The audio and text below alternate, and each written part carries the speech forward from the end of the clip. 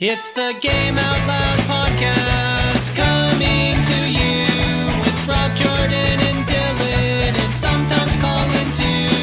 It's everything about games you want to know. Thanks for listening to the show. It's the Game Out Loud podcast. Yeah, the Game Out Loud podcast. You are listening to the Game Out Loud podcast, the one and only podcast at bagofgames.com. I am your host this week, Jordan Rusnak, and with me I have the raucous Rough Rider Republican, Rob Peterson. What? Yeah, you're a Rough Rider. No, that's not the one that I think was false. Well, they're all false. Well, you're not very raucous. None of that was true. Nothing you said. Then, of course, we have the dynastic Democrat himself, Dylan Smith. I don't know if I'm Democratic. I think I'm middle of the road. Thank you. But stay away from the tuna.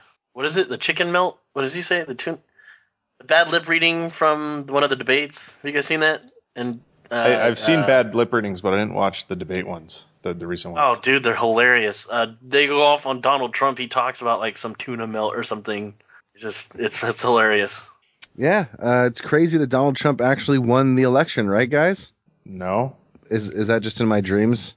Or nightmares, more likely? I was like, I hope it's not in your dreams. Yeah, don't we all want Donald Trump to win? Anyway, let's get away from politics and move on to sex puns to come. So, Dylan, what's your best sex pun this week? I don't know. Didn't I send you guys the memo? This is a new section. No. Rob, didn't I send you the memo? No. Damn it. Okay. Sorry, we'll skip it this week. We'll just do what we've been playing. How's that sound? Hold on. I mean, I'm sure we can come up with something here. Yeah. Give me a good sex pun. Google. I got nothing. Yeah, no. I can't pun on command. Like Ivana Humpalot? What was that from? Was that Austin Powers? Sounds like it. God, that's something that happened. Actually, that was on TV the other day. I was like, oh, I used to like watching this. And I watched it. Like, this is the dumbest thing ever.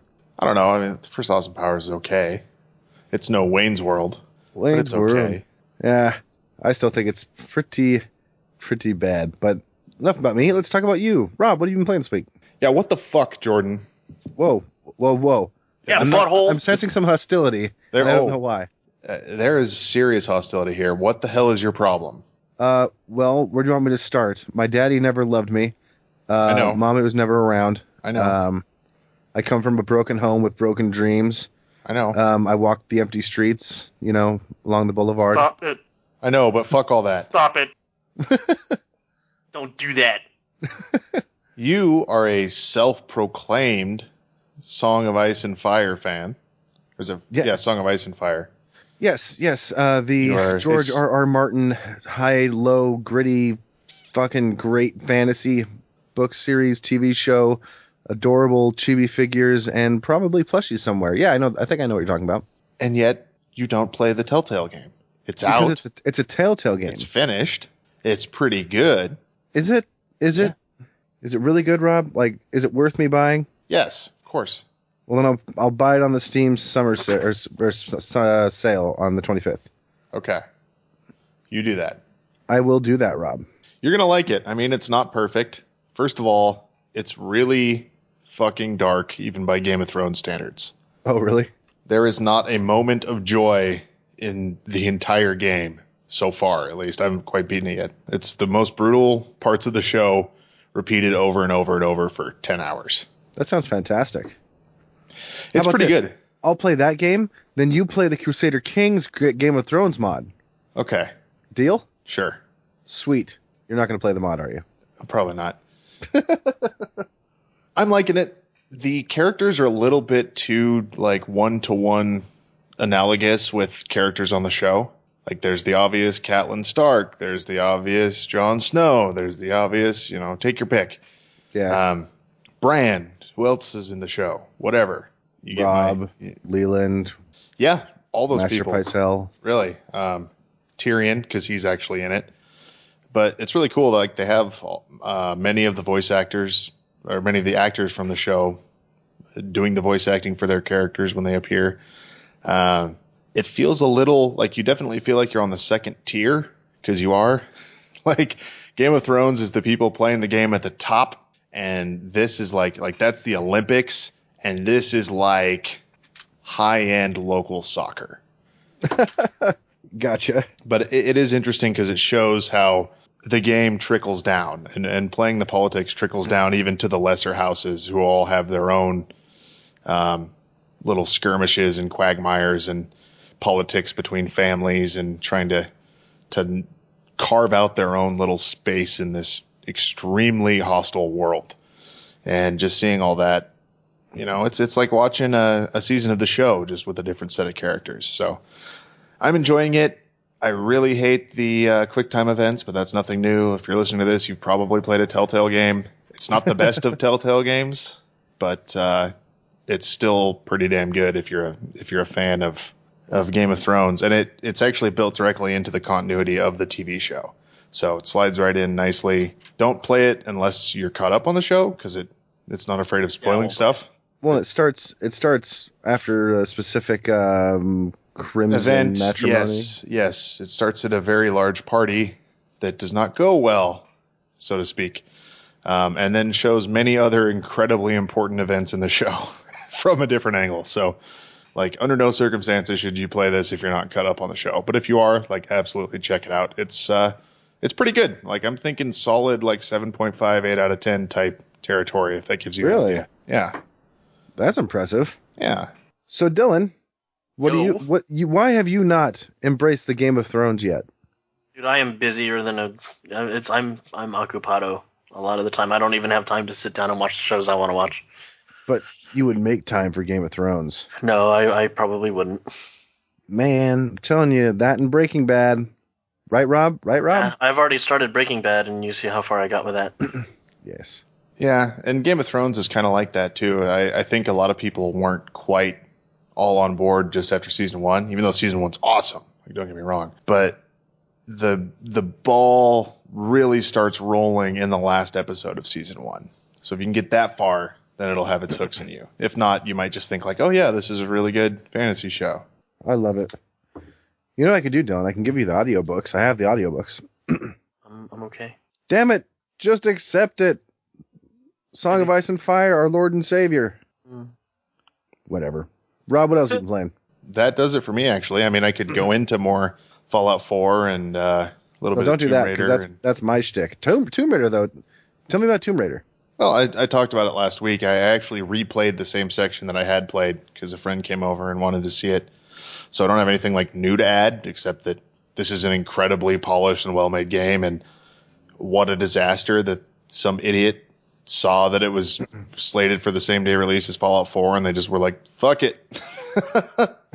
Give it a shot. It's a bad idea. Because the game really got overshadowed, and some of the reports I've read were that it did really, really, really, really poorly. Like, it opened at number 4 in the UK, I think, on the sales charts. So, geez. That's not good. Not good at all. But the game's good. So, if you have an Xbox One or a 360, check it out. It's probably, I might even go as far as say, I think it's the best exclusive on the Xbox right now. Obviously, it's going to come out on PC and PS4 later, but at this moment, it's probably your best bet on the Xbox if you're looking for a good game. Sweet, and I am looking for a good game on my Xbox. That's the one. Sweet. Well, thanks, man. And Dylan, what hast thou been playing? I actually got a couple new games. I haven't dumped too terribly much time? Yeah. A whole lot of time into them. One is a free-to-play. It's called Emily is Away. Okay. And it harkens back to the days of AIM. Like AOL Instant Messenger? AOL Instant Messenger. And awesome. It's very interesting. I played it never hearing about it before. It was, like I said, it's a free-to-play, so I was like, okay, screw it, whatever. And I beat it in 26 minutes. Wow, really? The whole time I was on the phone with you? Yeah. Wow, that's almost as long as Halo 4. But there's so much different branching conversation options you have that I've seen one of a bunch. But after playing it once and getting the ending I was curious if I could even win, quote unquote, by getting the girl. I will leave it at that. But I didn't end up finding anything that would hint towards a different ending. it seems that there's 1,000 ways to get to the same place. And so with that, I was severely disappointed. Man. Well, no, well, here's the thing. Like, I remember having those exact conversations on AIM. I remember you saying that verbatim, actually. Yeah, I remember having these exact conversations on AIM, and it took me way back to, like, 1998, 2001. Like 2001 to, like, 2004, like, and it was weird. Like, I had, experiences similar to this game, and it kind of hurt. Sometimes reliving the past sucks. A lot of people just kind of reminisce and they're like, yes, the good old times. Yeah, no, I remember those very similar outcomes. And some of the people who were on the forums were talking about how there's those emotional people who are like, I think it's gorgeous that they all lead to the same place and that they shouldn't change it to have a quote unquote happy ending because it really speaks to life and how true it can be to life. It's just like, look, it's a freaking video game. This is not an expose on existentialism or anything. Like, it's just a freaking free-to-play video game. Let's just leave it at that. And I don't know. Replay value is good, but knowing that I cannot get anywhere else immediately makes me not give a crap about playing it again. So luckily, like I said, it was a free-to-play. And you actually have to, like, mash buttons on the keyboard. Doesn't matter what buttons you push, but in order to actually have your character type, you actually have to mash buttons on the keyboard and then it'll come up. Yeah, so that's what you heard was me going like. So you have to fake just to type make on the type. Keyboard? Yeah, you have to fake type on the keyboard that just is to make awesome, letters come dude. up. But yeah, all in all, I mean, anime. it's meh.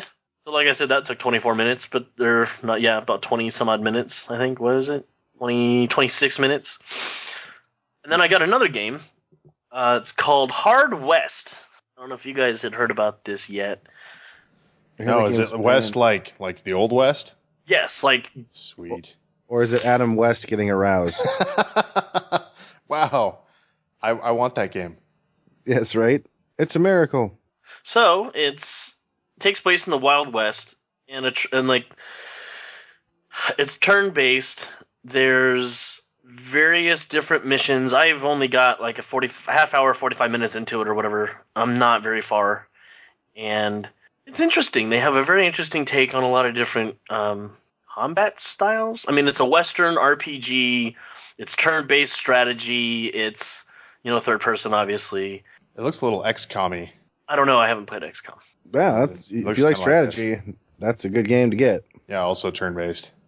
And it'll probably be on sale for really cheap in the Steam winter sale that's coming up. Thanks, Gabe. You're welcome. Dylan, winter sale's coming. Are you excited? So that's pretty much all I've been playing. I'll take that as a no. No, I've never experienced. This is my first winter sale, so I don't have any. Well, no, and I'm super busy, dude. Well, now here's the cool thing, Dylan, is you can get the app on your phone and buy the games from your phone. I have the app on my phone already. Yeah. Now imagine that power when a game you've been wanting to get drops to Dave's computer. Our friend Dave, hi Dave. His computer went down. That's the other thing I've been dealing with. Oh no. By the way, and you'll find this interesting, he's having the same problems I had. Really? His computer's turning itself off and on, which we think I did a little more searching, and that's actually normal apparently. There's some script that tells your computer to turn itself off and turn itself back on at a certain time. I don't know if I believe it.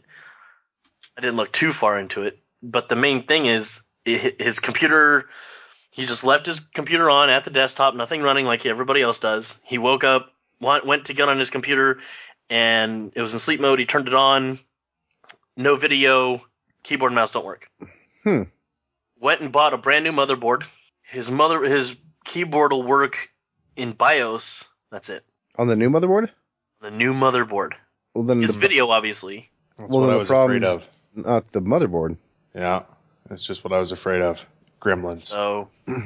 Yeah, it is that time of year. I know. He shouldn't have fed them after midnight. Did he let them get wet? I hope not. God help us if he did. Well, that's...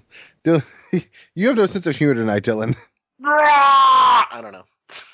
What the fuck? I don't know, dude. Awesome. Well, anything else been playing? Just the usual. I finally caught up with your roommate Chris. Hi, Chris. And we played some Battlefield. What else? That's pretty much it. I'd like to think. Oh no, Jordan. You what? Dude. Yes. So we played a game. We played a game? It's called Keep Talking and Nobody Explodes. Oh yeah, we did play that game. I personally had a lot of fun with it. I forgot about that. Yeah, it was fun. I made my wife do it too, and she didn't have as much fun. Yeah, she doesn't seem like she would immerse herself as much into it, I don't think. We got decently far for our first run out. I was going to say, we did pretty darn well, I think. Yeah. I don't know how to describe this game, really. One person is the bomb diffuser. One person has a manual. Now, you can play this, local or across Skype. That's what we did, obviously.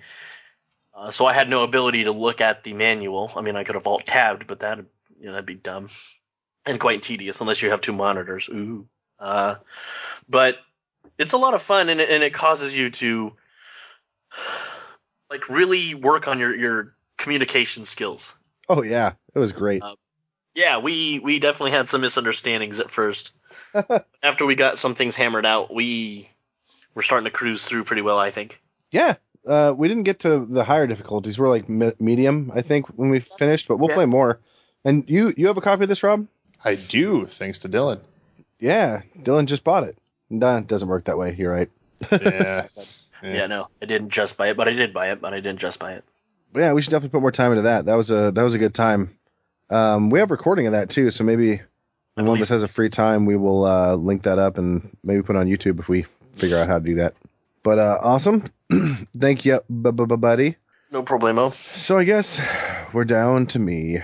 And I noticed that the Talos Principle was on sale at a heavy discount, and I'd always wanted to play it.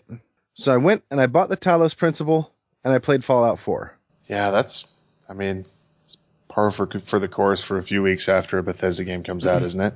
Yeah, I wasn't having as much fun with it as I thought I would, but I'm still enjoying it. I just don't have enough time. Like, there's so much in that game. It can be a little overwhelming at first. Well, I think I am in an area that's out-leveled for me, because I'm like level 12 or 13, and I just cleared out an armory. Have you guys done that for the Brotherhood yet? No. Okay. So I'm doing that, and I feel like I was getting just downed left and right. Like, I went through all my stim packs, all my Nuka-Cola Quantums, all of my ammunition. Like, it was bad. I did put in some time into Fallout 4, by the way. I'm sorry, I forgot to mention that. Oh, that's fine. I figured it was kind of a given, though. Yeah, I used it to do a Talos Principle joke, but I've had some really weird glitches in that game. I have had a couple humorous ones, like bodies will just randomly go flying. Yeah, that's a good one, where the fixes go the wrong direction. I had a conversation, like I ran to a room, a conversation happened, did the conversation, and then when I got out of that conversation, the actual cutscene animation started, so I had to do the conversation all over again. Wait. Yeah. Like I've gotten similar to that. I've gotten stuck in walls and fallen through the map. It was great. I was not too happy at the time, but I think I've done that too, where you just fall through the floor onto the next level. Yeah. Yeah, I think I've done that too. I'm like, wait a minute. Where am I? I just went through the floor. Now, Rob, have you still had a bug-free playthrough? I have, but I didn't play that much this week, so I'm still only probably, 10, what did I say last week? 10, 12 hours in, something like that. Oh, you told us you beat the game and you're on your third playthrough last week. Yeah, well, I beat the game my first try, on the hardest difficulty level in 3 hours, so, that's true. I played that. So, how much time do you guys have into it, out of sheer curiosity? Let me scroll up to favorites. Let's see. 20 hours. Me too. Okay, 17 hours, so I played an hour from last week. I did have a random glitch that I wonder if I can actually just show you this. Copy page URL. Here we go. So I was in a helicopter, and the minigun I was on decided to duplicate itself, and you can see that in that picture there.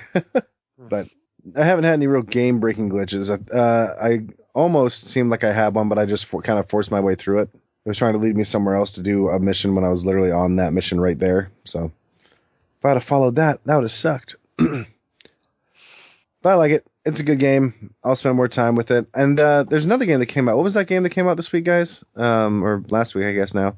Battlestar Trek. Battlestar Wars? Star Trek Galactica Gate. Yes. That's the one. Battle Frontier. Yes. Battlefront. Yes, the Old West game. Battle Yes. Frontier. Hard West to Battle Frontier. It's the expansion to the game that Dylan played. Yeah. No, Battlefront came out this week, and I am the only one on the podcast who bought it. I gotta say, I'm really disappointed in you folks. You know why?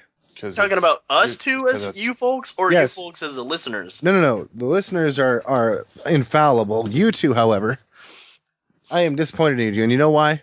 Don't care. I mean, you why? had to buy the game and it sucks.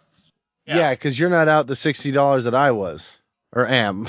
I was going to say, you were, but not anymore? Qua? No, I did. I got a refund through Origin. Actually, no, that doesn't work if you buy a retail version of it. Even though I bought the game and it's literally just a download code. I don't even have a disc, but it doesn't qualify for a return, or else I would have done it. Because that game looks pretty. That game sounds pretty, unless you listen to Darth Vader, because that doesn't sound like Darth Vader at all. And some of the gunplay is okay, but for the most part, like, it feels way too casual.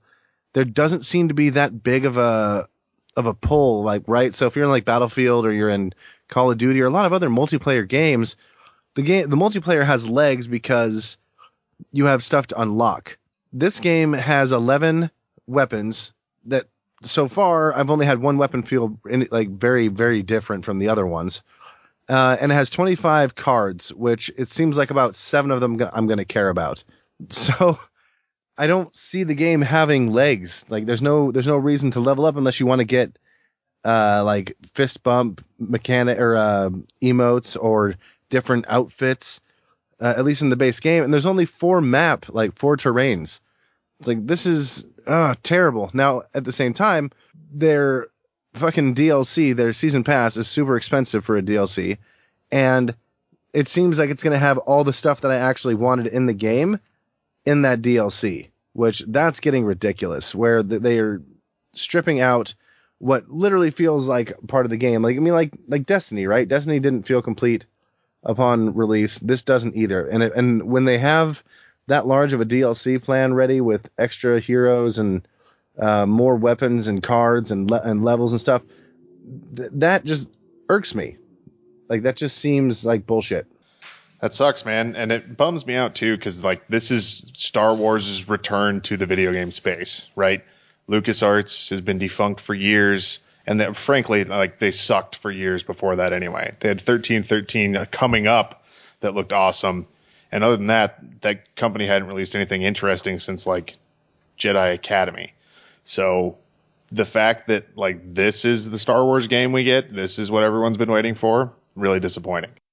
It's obvious this game was rushed out the door to come out before The Force Awakens. That's the only explanation for this, right? Yeah, that, or they're really just embracing that DLC thing, like I'm saying. It seems more likely that it'd be forced out the door. But they've been working on this for a while, and I don't know, EA doesn't have the best reputation when keeping customers, like, in mind, right? So, I don't know. It ebbs and flows. Yeah. Sometimes EA is actually not that bad. Sometimes they're fucking terrible. Just depends. But I don't know. I'm worried that because of pre-orders, people, like, they're gonna be like, oh yeah, look, we did a good job.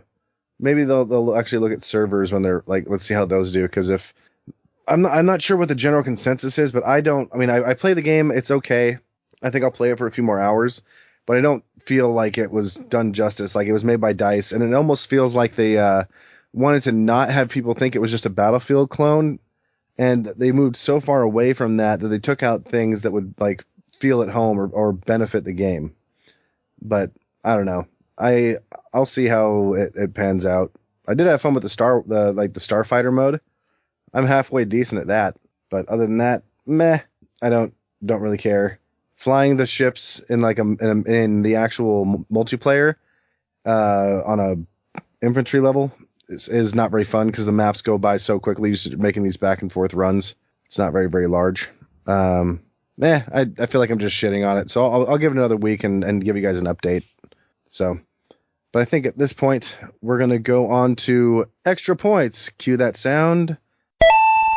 And there it was. Yes, extra points. The point in the podcast where... And yes, thank you. And again, thank you again. You're very generous today. Thank you, Sound Duder. That'd be Rob. Thank Rob Peterson in the future, editing Rob Peterson. The sound guy, Peterson. Yes. That's what they call me.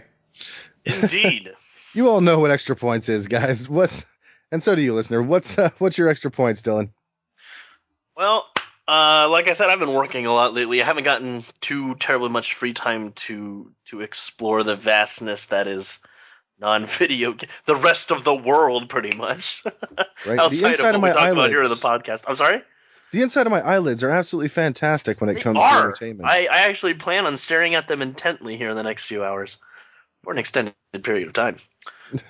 I find it so invigorating that I actually recommend it for the overall health of anybody and everybody who lives or exists in some form on this planet. Everything, actually, I would say. What? Sleeping. Everything needs to sleep. Indeed. Except for, like, plants and grass, which is a plant. My grass is sleeping right now with the fishes. It's super tired. Super tired. Super tired panda face. No, so I did get into Leverage. I had put that one on hiatus for a while, so I've been getting back into that one. Also, I've been watching Star Trek Voyager. My inner nerd has begun to come out a little bit. That is an awesome show. I don't care what everybody else says. Indeed. No, I have very fond memories of it. When I was growing up, my mom, believe it or not, my mom, of all people, got into it. But we didn't call it Star Trek Voyager. We called it Captain Janeway because we never actually paid attention to what the actual title of the show was. But it was the only female captain that we knew of, so we just called it Captain Janeway. Like, Mom, hurry up, Captain Janeway's on! Like, I remember saying that a lot when I was a little kid. You know, my mom would rush downstairs and we'd sit down on the couch in the chair and we'd just watch Star Trek Voyager together, and it was really cool. Very fond, childhood memories growing up. Oh yeah, that show. Same thing with me and TNG and that one. That was such a great experience. My mom had them all taped. And then we watched the Voyagers all in real time. So I love them. I love them so much. Indeed. Like, there are people that think that Enterprise is better than Voyager. I'm like, what is wrong with you? Like, even Rob knows that's not true. I do. Yes, you told me the other day, Rob. No, I didn't. Are you sure? Pretty sure. Oh, maybe it was the other Rob. Anyway, anything else been taking up your time, Dylan? Nothing that really comes to mind other than the stupid thing known as responsibilities. So sweet. Bills got to be paid, son. How about you, Rob-san? Anything good? Sure. Yeah, I started reading Tarkin, the novel about Tarkin? Wilhuff Tarkin. You know, Governor Tarkin. Governor Tarkin. From the first Star Wars movie. What? He was in the first Star Wars movie? Grand Moff Tarkin. Oh, you mean episode 4? Yeah, the first one that came out in fucking 1977. Yeah, those ones. Yeah, episode 4. I know what you're saying. Yeah. It's like, Jordan, have you heard of Tarkin? No, but I Star Wars hear fan. that he believes that belief in an ancient religion is not enough to do what needs to be done. At any rate, it's pretty good. It's pretty good. I haven't read much. I think it's James Luceno who wrote this. I should probably double check that. But he seems like a pretty good writer. There's a little bit of obsession with it was James Luceno, by the way. There's a little bit of obsession with getting into the specifics and history of spacecraft that is targeted at a different type of nerd than me, obviously. I don't care about that kind of stuff that much with Star Wars. I don't give a shit what stuff's made out of. I don't care how the technology works. I think the more that you dig into that, the more unbelievable the world becomes.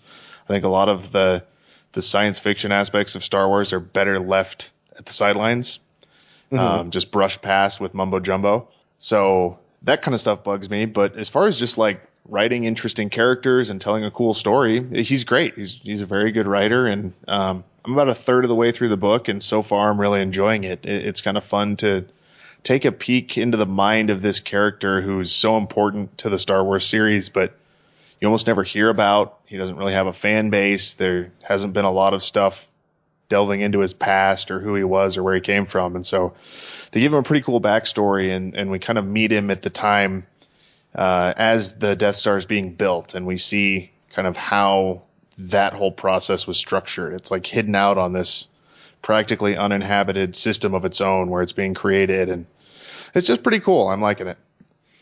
They made comics about everything, didn't they? This is a novel, actually. Oh, well, they still made comics about everything, didn't they?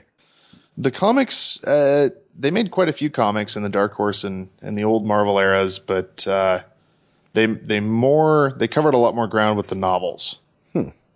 I loved some of those novels, like the Jedi Academy novels. Do you remember those ones? I never read them, but I'm familiar with them. Oh, they are great. They have the Exar Kun stuff in them. That's why I think I got majorly into Exar Kun is in those ones. Okay, so that's the Kevin J. Anderson ones.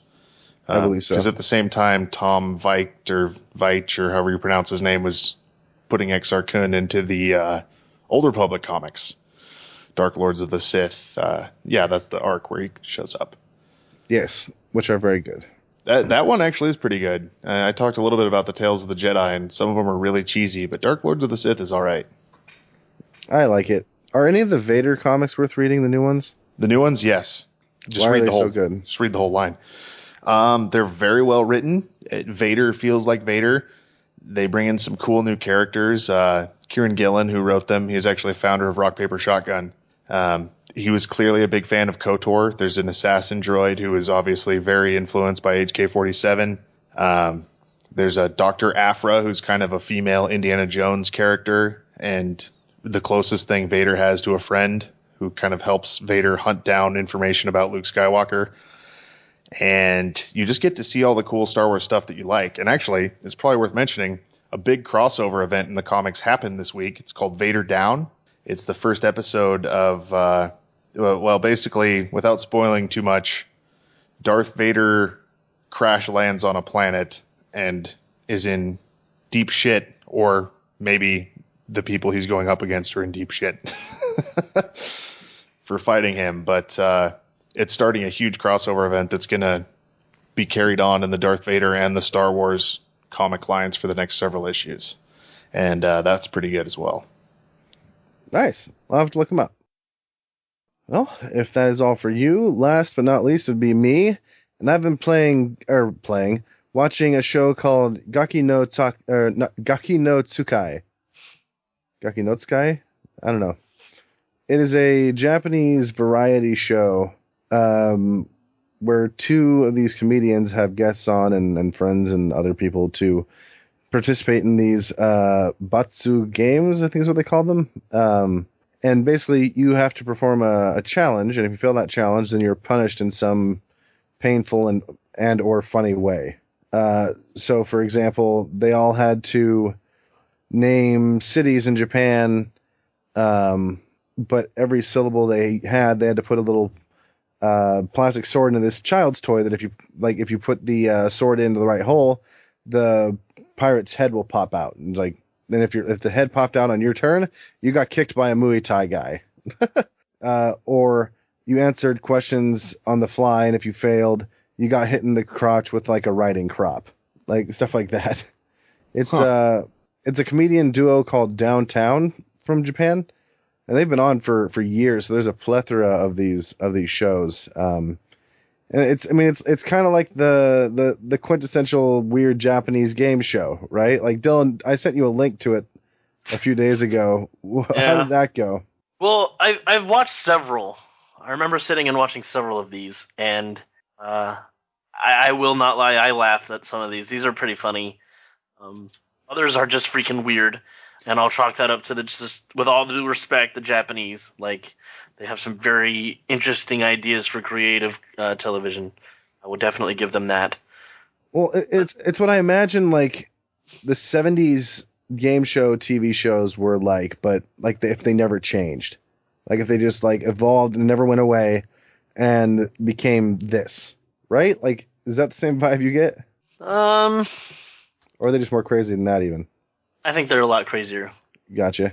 They'll have like the one I first saw was them all sitting on boxes, like piled up like maybe 30 feet, and they had like bungee cords attached to them, and they would call out a number that's on a board, and then that number would have a random thing assigned to it, and then that thing would hit the boxes underneath them. So like one of them was like a tennis player hit the box, another one was a bunch of football players kicked footballs into these boxes, and then one of them was actually football players running into them, and all these just different weird things. It was really, really funny, just their reactions and everything. So if you like a good comedic foreign show, check out Gaki no Tsukai, GAKINOTSUKAI, and let us know what you think. But I think at this point, we're going to take a break, so you will get to listen to some awesome music, and we are, we're not going to talk about that. So we'll see you on the flip side. The Game Out Loud podcast. Yeah, the Game Out Loud podcast. I can't. I have to say something. Like, go ahead and introduce the topic, and then I'll go on my rant. Because I was recording, so. Okay, cool. Well, I don't know when you started, but. Literally, like right when you said football comes out every year. Like I got that whole rant. Okay, cool. Well, introduce the topic, and then I'll kind of rewind a little bit to give a preface, and then continue. Please. Oh.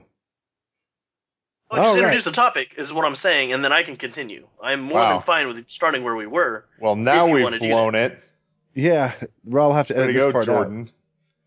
But as you can hear, we are talking about annualization in video games, and what Dylan is so passionate about is the whole sports annualization thing, because as you heard at the beginning there, every sports change every year, and they come out with a new game every year. So Dylan, if you want to continue your diatribe there.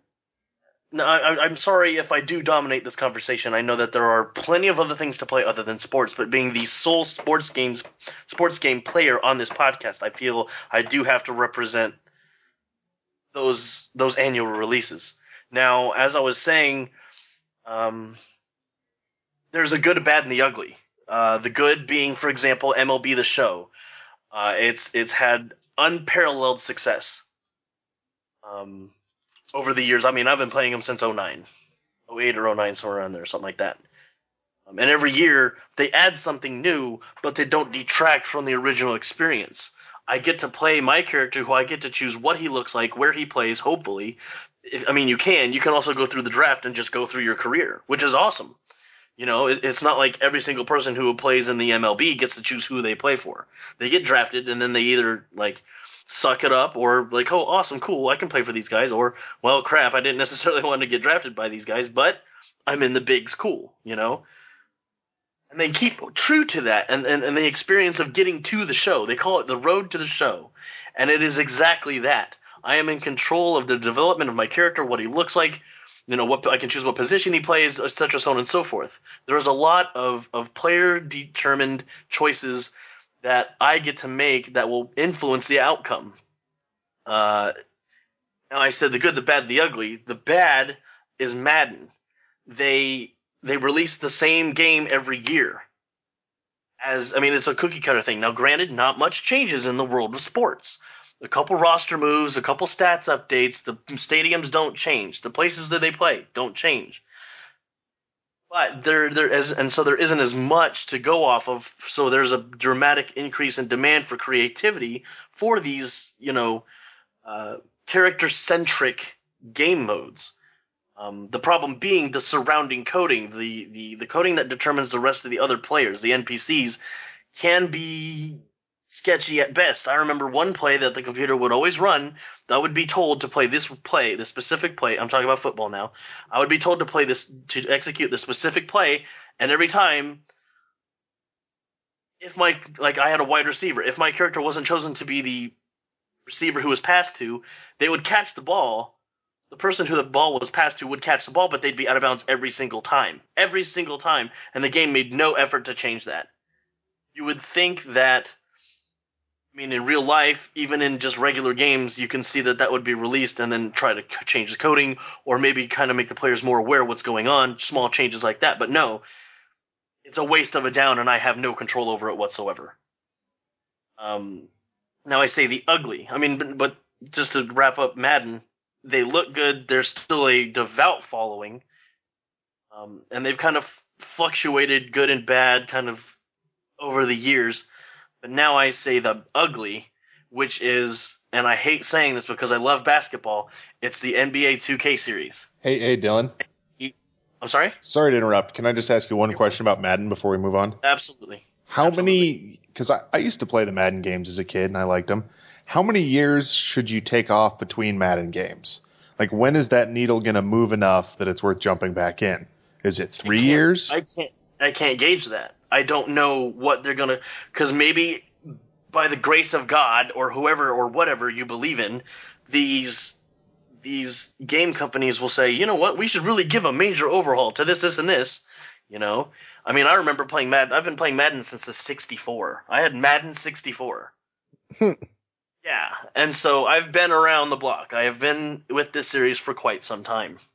And it was old by the time that came out. And it was old when that came out. Now, I did play 64, the Madden 64 into the freaking ground. You know, I had custom characters and teams and playbooks and blah, blah, blah, blah. I don't even remember if they had playbooks, but you get my point. I exhausted the game's options. And with the more current releases, there are things that they've done, dramatic graphics improvements, etc., so on and so forth. The basic, you know, demands and upgrades that you would expect, like, you know, better graphics, slightly more better gameplay and character control and all this stuff. But over the years, it hasn't made such a dramatic change that I'm willing to. I mean, I bought Madden 15 and I played it for a little bit. It's so glitchy that I have yet to actually even pick it up again. I mean, I've played it probably 10 to 12 hours, and that came out last year. Madden 14, Madden 15, somewhere around there.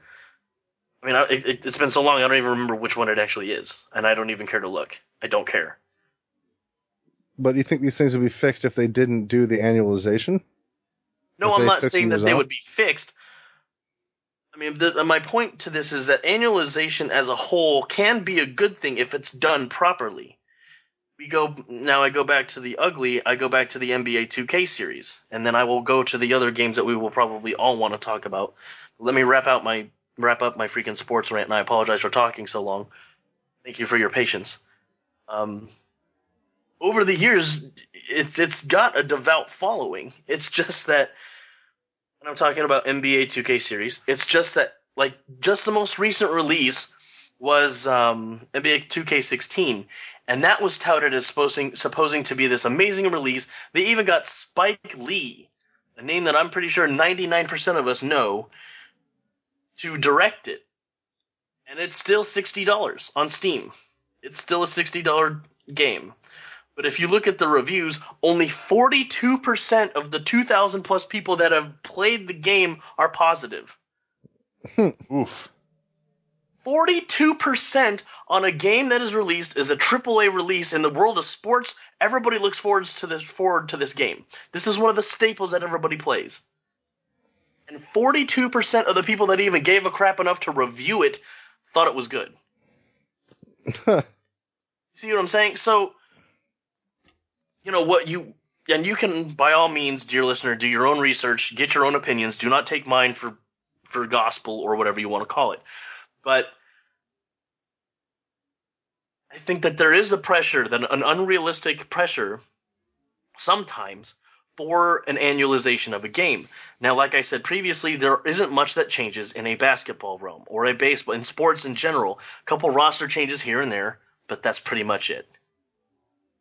I mean, when you really boil it, so then the creative outlet that was necessary is those personalized experiences. This was done so poorly that only 42% even thought it was good that actually gave a crap to write a review about it. The other 58% thought it was so crappy that they had to say something. This was touted, and they brought in Spike Lee and toted on, it's the choices that you make, and it's all about you and what you want to do. What are you going to do? Choice, choice, choice, choice, choice. Turns out you can't even choose what you look like. I have no qualms against this race, but you can be only a black person. I'm Asian. I don't want to be black. I want to be me. I like being me. I've kind of been doing it for a while, and I've kind of sometimes become good at it. I like to keep it up. I'd like to continue that trend, yes. But now I can't even be me. I have to be someone else. And then as you play through the game, you have severely limited choices that apparently don't even truly matter. There's no real ramification in the game. So then why even play it to begin with? True. So now we get in, so you see the sports world, but now you get into the games that everybody and their grandma has to talk about. Excuse me. Call of Duty. That's a game. Ranted and raved about, what was it? 3? Black Ops 3? Black Ops 2? Black Ops? We played Black Ops. We liked it. Yes, and then the one with the suits? Advanced Warfare. Advanced Warfare. We loved it. Yeah, but general public did not. Yeah, but see, now look what happened. I mean, you guys remember when the beta released on Steam? Jordan, I told you, dude, I'm probably not going to get it because look at the reviews again on Steam. Now, I'm not trying to say that Steam is always right on video games, but it does give an overall temperature of the generalistic attitude towards the game. Yeah. It was horrible. Well, and Call of Duty sales have fallen off a cliff on the PC. Not in general, but their PC sales are way, way, way down. It used to be that a Call of Duty would come out, it would dominate the Steam charts and the concurrent players for weeks, if not months. And now they're hardly a blip. So PC gamers seem to have been wise to this series for several years now. I have in front of me a list of statistics on the sales of the games. I hope they're accurate. But this is interesting. Before you say it, if I may. Okay. I would think that they have found their niche in consoles. Yes. I will let you continue now. But the weird thing about Call of Duty is, for a long time, I talked about a decline. A lot of other people talked about a decline. That's not what the data shows. It shows the series jumping back and forth between selling fewer and selling more. So Call of Duty 1 in 2003, 1.75 million units sold. Call of Duty 2, 2.5 million. Call of Duty 3, 1.2 million. So big drop. And then here's where Call of Duty was born as we know it. 2007, Call of Duty 4 Modern Warfare, 13.5 million. Modern Warfare. That is huge. It's huge. But then World of War comes out. World at War in 2008, 11 million. So scales back. Then Modern Warfare 2 comes out, 23 million. Crazy. Jesus Christ. Black Ops, 21.6 million. So same ballpark. Black Ops 2, 24.4 million. Modern Warfare 3, 26.5 million. Ghosts, this is the biggest drop, 16.5 million. And then Black Ops 3, was that last year or was that the one that just came out? That's the one that just came out, right? Hello? I think so. Black Ops 3, correct? Is that what you said? It kind of got garbled a little bit. Jordan went away. Impeccable Sorry, timing as always, it Jordan. kind of garbled a little bit. I know. Thanks, Jordan.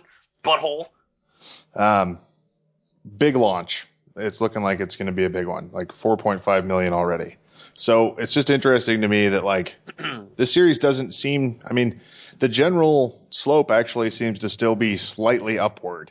It's definitely tapered off. We're not seeing jumps where like the sales doubled, but it doesn't seem to be in a clear decline either. And then we have Assassin's Creed. I was going to say, okay, go ahead. Sorry. Okay, well, we can stay on Call of Duty if you want. No. I want to actually go to a different game. I was going to talk about Battlefield next. That whole thing. Now, yeah, that's an interesting one because that's one they've annualized very differently. Yes. Now, I don't know about you. I got Hardline. I got Battlefield 4 for the PS4, and I put a crap load of time into it. And I liked it so much, I got a PC, and I bought it on the PC. I bought several friends the same game, too. Premium edition, nonetheless. Several people I bought this game for. Hardline came out. Insert epic facepalm. Nobody, I mean, the community in Battlefield 4 is still rock solid to the point where on a weekday, on a weeknight, I can't necessarily find somewhere to play because there's still so many people playing. Dude, you want to hear something crazy? You were talking about that. I sat here thinking, yeah, I never played that one. I did play that game. We did an episode on that game. I played half, maybe 3/4, maybe I even beat the campaign. That game made no impression on me whatsoever. But you see, that's the point. Is I think it's where, like, I really think they're meat and potatoes. What is that phrase? You know what I'm talking about? Yeah, meat and potatoes. Their meat and potatoes is in multiplayer. Yeah, for sure, hands down, absolutely. There were some games that didn't even have a multiplayer, didn't have a single campaign that really should have. Now, I can't remember them off the top of my head, and I apologize. I'm sure that, dear listener, you can probably come up with several in your own personal experiences. Quake 3. But, yeah. But, even Battlefield 4 made a pass at trying to make some feasibly interesting, semi-competent, somewhat pertinent single-player campaign. But you look at the Battlefield Hardline sales, and even Star Wars Battlefront. Now, I'm not saying they're the same game. I know that they're two different games. But everybody follows the whole word Battlefront, right? Battle F, Battlefield, Battlefront. And right. Oh, well, and particularly this Battlefront. Yeah. Like, very clearly a Battlefield game. Yeah. And I didn't buy it. I am still playing Battlefield 4. Now, I'm not saying that they're doing something wrong. By no means. I completely agree with some of the things they have done. And other things, I kind of scratch my head and wonder, what? There is a board that got together and thought this as a whole was a great idea. Don't know if that was correct assumption. But, like you said, Rob, they annualize it differently, though. They do. EA and DICE seem a little more willing to take risks and do weird stuff. Call of Duty is almost literally the same game over and over again. Really, okay, this one's in the Cold War, this one's in the future, but the games look and play exactly the fucking same every year. No, it is. Whereas it's just reskinned. Yeah. Whereas, no one's going to confuse Hardline for Battlefield 4. Absolutely not. So that's interesting. I at least give them credit for that, even though the end results I'm not super thrilled with. I want to jump over to another annualized series here, and maybe Jordan's back and can weigh in a little bit on this. No, but BioShock is alive. They discussed that today. BioShock is? Yeah. Take-Two said BioShock is absolutely still going to continue forward. Sweet. So, and it sounded like it's in a better iteration than Infinite. Yeah, Infinite wasn't terrible. We mostly liked it, but it definitely could have been much better. That is true. Assassin's Creed is what I wanted to talk about. And Jordan, yes. I wanted to get your input on this because this is another one of those ones where it's it can have an off year and seemingly recover. Everyone's saying Syndicate's really good. Mm-hmm. Obviously, last year's what was that called even? Unity. That Unity was a pile of shit. What was the other pile of shit? Was it 3? The Revolutionary Watch Dogs? Oh, what you mean? Yeah. So it was 3. That was the one where you played for 2 hours, and then that wasn't even the beginning of the game. Yeah, I never played that one. I remember you talking about it on the show. Yeah, Mark actually beat that game for the podcast. So what do you think on the Assassin's Creed games? 4, Black Flag was great. That was a very good game. Yeah, so was 2, and the 2 that came after that one. But so is it just an even odd thing like Windows? No, because they had a couple in a row that were not so great. Well, I guess no, they didn't, because they had 1 sucked, 2 great, What was 3? Brotherhood? Brotherhood, then was it Revelations? Maybe? I thought Brotherhood was good, and then Revelations wasn't as great as Brotherhood. And I didn't like 3. I liked 4. I didn't like Unity, and I haven't played Syndicate because I just had lost faith. Well, lost faith, and how many times can you play the same game again? Yeah, they don't vary it up at all. Like, yeah, Black Flag did. Those pirate ship mechanics were really cool and really broke up the gameplay enough that like you could live with it. But other than that, it's like there's very small changes from game to game, much like Call of Duty. Yep. And maybe that works for them. Maybe that's just a thing that they have the game they want, and now they just kind of feel they can just make that in that engine and just keep going. I don't think so. Like, I think they need to change something. Same thing with Call of Duty. Like, it seems like those games are going to go the way of the dodo if they don't try to innovate somehow. Yeah, apparently Assassin's Creed Syndicate are second worst in this series. And I'm wondering, in terms of quality, it's ups and downs for Assassin's Creed, but I am wondering if, in general, the sales are going to stay on decline for that. I'm not sure, especially now that we have better games doing a similar thing. Mm-hmm. Ubisoft is competing with themselves at this point with Far Cry, which is first person, but definitely shares a lot of similarities. We had Shadow of Mordor, which was way better than any Assassin's Creed game in a similar vein. Oh, yeah. If you want a big open world game with a good story, we had The Witcher 3 this year. It's just everyone's making these big open world games, and Ubisoft doesn't seem like they can quite compete anymore, at least with this series. Nope. I completely agree. What's your input there, Dylan?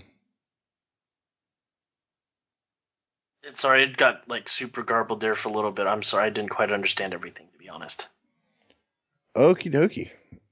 Sorry. No problem. We need to get you in a part of the world that internet isn't the most reliable. Yeah. Yeah. I even upgraded to 100 megs, and it still doesn't do me any good sometimes. Like, because you have no. Yeah, I'm in Podunk, Missouri. I was talking about the decline of games due to annualization. Like, time and time again, we see developers making these games on a shorter and shorter schedule. Like, do you think eventually those games are going to burn out and fade away? That's a tough one. Like I said, the latest trends that I've seen are not looking good. But Rob also brings to the point that they're not necessarily on a decline, just not as much of an incline as we're used to seeing. I also did say previously that I think that there are certain certain releases, certain what do you call those?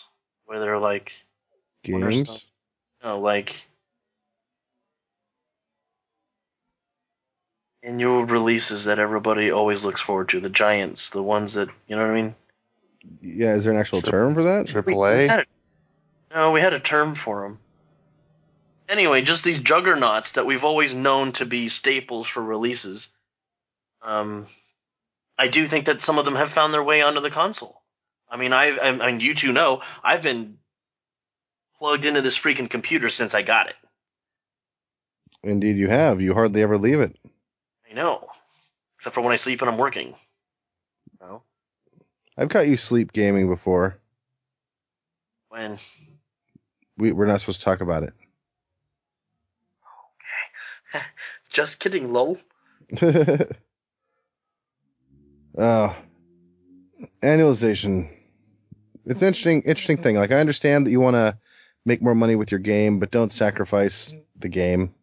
Yeah, I mean, that's the whole point, I think, is, like, I'm interested to see what happens to next year's numbers, especially for, like I said, NBA 2K. Because NBA 2K16 on the PC, at least, was absolutely dismal, and I've seen the same results and responses for the consoles, too. Yeah. It's just absolute crap, in terms of the experience. There are still gameplay issues. Like last year's NBA 2K15 I have. And it feels like on defense you're a step behind every time. It's extremely frustrating. I do know. I know, sir. So if you had to have one franchise that you would annualize that wouldn't decline in any way, which one would you choose? Rob, go. That wouldn't decline in any way? Yes. I could play a Deus Ex or a Dishonored every year if they stayed good. That's just a style of game I like. I'm not proposing that someone should actually try that because the will not decline thing is going to be absolutely impossible to keep up for those series, but hypothetically, sure. All right, Dylan, how about you? Well, I mean, I have MLB The Show now. One that I think I wish, I was really disappointed in Battlefront, and I link those two Battlefields. Now, Battlefield Hardline was kind of the thing that no one ever talks about. Mm-hmm. It's kind of like that, that one thing, yeah, shut up. Battlefield 4, yeah, Battlefield 4, okay, yeah. I hope that, they can get their head out of their butt because, I mean, Battlefield 4 is a solid game, multiplayer-wise. Rock solid. I mean, Jordan, we still play, Oh, yeah. And so, like I was saying, I've bought several people that game, the premium version of the game. I've personally, for myself, bought it twice, once for PC, once for PS4. Mm-hmm. And I'm hoping that they can kind of listen and keep their, ear to the ground and nose to the grindstone and take heed of what the temperature of the gamer world is towards these games that they're releasing and kind of purposefully strive for that perfect balance so that, because if I think that once they achieve that, they will have a cash cow more than they already have now. Mm-hmm.